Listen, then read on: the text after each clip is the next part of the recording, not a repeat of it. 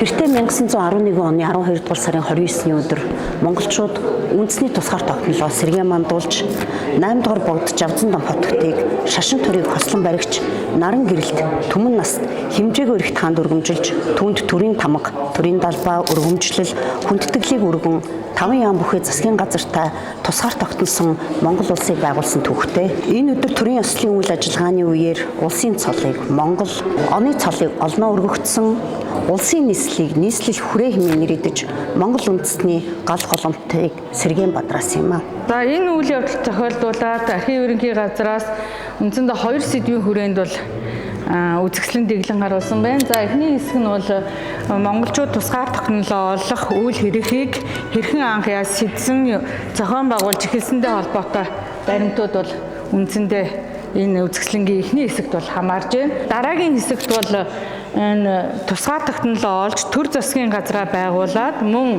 одоо 8 дугаар богдыг бол бид бүхний мэддэг 8 дугаар богдыг бол Монгол Улсын эзэн хаанд өргөмжилсөн, за мөн 5 яамыг байгуулж одоо сайд нарыг томилсон эдгээртэй холбоотой баримтуудыг бол одоо дэлгэн үзүүлсэн байна. Тухайн үйл явдалд хэрхэн яаж өрнөсөн бэ, ямар үр дүн төрсөн бэ гэдгийг шууд элтгэн харж үзэл сонирхох ийм баримтууд бол одоо Монгол Улсын үндэсний төв архивын сан хөмрөгт их хуваараа бол хадгалагдаж байна. За манай сан хөмрөгт хадгалагдаж байгаа гэрэл зургууд нь шилэн нэгтвээр хадгалагддаг, мөн хальсан тэгчин дээр хадгалагдаж байна.